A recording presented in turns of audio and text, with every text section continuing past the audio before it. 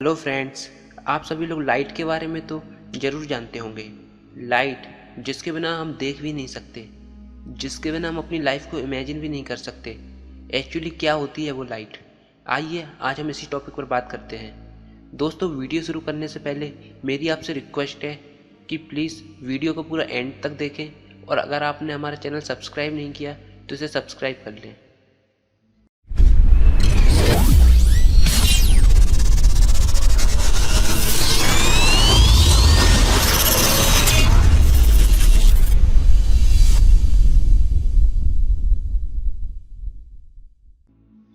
दोस्तों, लाइट को अलग अलग टाइम पे अलग अलग तरीक़ों से डिफ़ाइन किया जाता रहा है। पहले हम मानते थे कि लाइट एक पार्टिकल है और वो एक रे की फॉर्म में चलती है, लेकिन बाद में वेव थ्योरी ने बताया कि लाइट पार्टिकल नहीं, लाइट एक वेव है और वो वेव की फॉर्म में आगे बढ़ती है। लेकिन बाद में क्वांटम थ्योरी ने हमें बताया कि लाइट पार्टिकल भी है और वेव भी है। एक्चुअली लाइट का डुअल नेचर होता है। क्वांटम थ्योरी ने हमें ये बताया। हम लोग लाइट की फुल स्टडी करेंगे।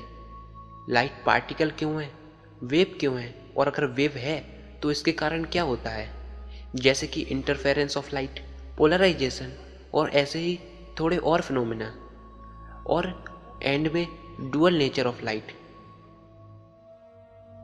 सबसे पहले हम लाइट के पार्टिकल नेचर की बात करते हैं। हम लोगों को कैसे पता चला कि लाइट एक पार्टिकल है? इसके लिए न्यूटन ने एक थ्योरी बनाई जिसका नाम था कॉर्पस्कुलर थ्योरी। ये बात करीब सन 1600 से 1650 के बीच की है। न्यूटन उस समय sound, motion, laws of motion, body कैसे मूव करती है, उन पे लगने वाले लॉस, इन सब की काफ़ी अच्छे से स्टडी कर चुके थे। और न्यूटन लाइट को भी इन्हीं चीज़ों से कंपेयर कर रहे थे। जैसे कि अगर हम अपनी रियल लाइफ का एग्जाम्पल लें तो जब कभी किसी बंदूक से गोली फायर होती है तो जो उसकी गोली है वो एक पार्टिकल है, और जब वो फायर होती है तो वो एक स्ट्रेट लाइन में ट्रेवल करती है। तो न्यूटन ने हमें बताया कि लाइट का जो कोई भी सोर्स है वो बहुत सारे पार्टिकल एमिट करेगा, जिसका नाम उन्होंने कॉर्पुसल्स रखा। ऐसा इसलिए क्योंकि पार्टिकल का मास होता है, लेकिन लाइट का तो कोई मास ही नहीं होता, इसलिए लाइट को पार्टिकल कहना सही नहीं होगा, इसलिए उनका नाम उन्होंने कॉर्पुसल्स रखा। दूसरा उन्होंने बताया कि जो कॉर्पुसल्स होते हैं उनकी स्पीड बहुत तेज़ होती है, 3 लाख किलोमीटर पर सेकंड, और जब भी मीडियम चेंज होता है, जैसे कि अगर कॉर्पुसल्स हवा से पानी में आए तो इनकी स्पीड कम हो जाती है, यानी कि डिक्रीज हो जाती है। न्यूटन ने हमको बताया कि जब भी ये कॉर्पुसल्स हमारी आँख के अंदर रेटिना को हिट करते हैं, यानी कि टकराते हैं, तो हमको एक सेंसेशन होता है और हम बोलते हैं कि हमें वो चीज़ दिख रही है।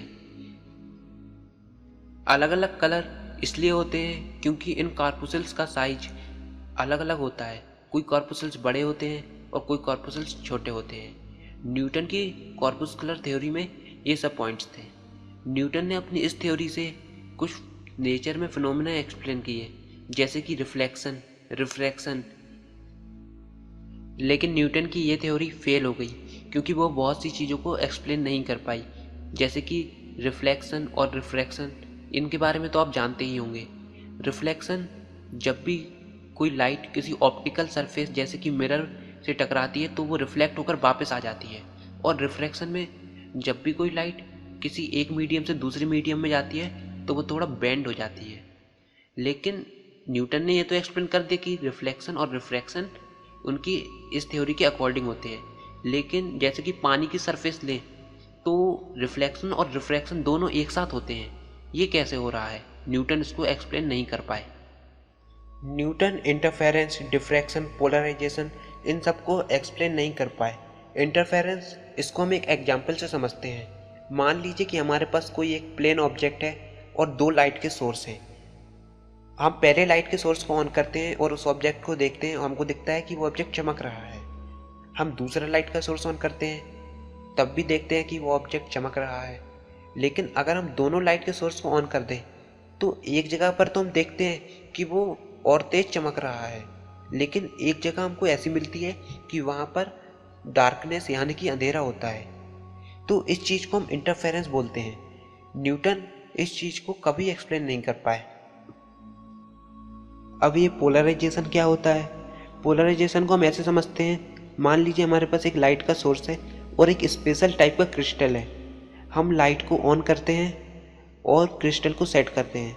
हम देखते हैं कि आर पार हमको लाइट दिख रही है, लेकिन अगर हम उस क्रिस्टल को थोड़ा घुमा दें तो हम देखते हैं कि लाइट नहीं दिख रही है। तो अगर लाइट एक पार्टिकल के फॉर्म में ट्रेवल करती थी तो उसको दोनों साइड से दिखना चाहिए, लेकिन ये क्या हो रहा है? लाइट एक एंगल से तो दिखती है, एक एंगल से नहीं दिखती है। तो इसको हम बोलते हैं पोलराइज्ड लाइट, और इस फिनोमेना को बोलते हैं पोलराइजेशन। न्यूटन इस चीज़ को भी एक्सप्लेन नहीं कर पाए।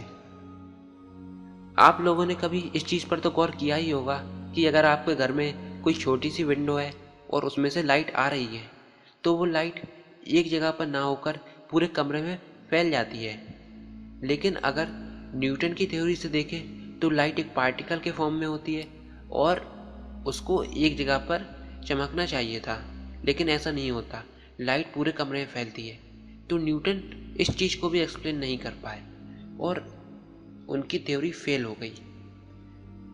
एक और चीज़ जिसके बारे में न्यूटन ने बताया था वो है कि जब भी लाइट किसी डेंसर मीडियम में जाती है तो उसकी स्पीड बढ़ जाती है।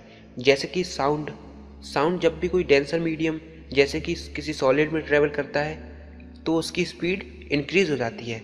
लेकिन रियल लाइफ में जब लैब में प्रूफ किया गया तो पाया गया कि इसका उल्टा होता है, स्पीड ऑफ लाइट कम हो जाती है। तो ये एक और फेलियर था न्यूटन की कॉर्पस्कुलर थ्योरी का। अब न्यूटन के ही टाइम में एक और नए साइंटिस्ट आए जिनका नाम हाइजेन था। उन्होंने अपनी वेव थ्योरी दी, जिसकी बात हम अगली वीडियो में करेंगे। तो दोस्तों आज की वीडियो में बस इतना ही। वीडियो कैसा लगा कमेंट में ज़रूर बताएं, अपने दोस्तों के साथ शेयर करें, वीडियो को लाइक करें और चैनल को सब्सक्राइब करें।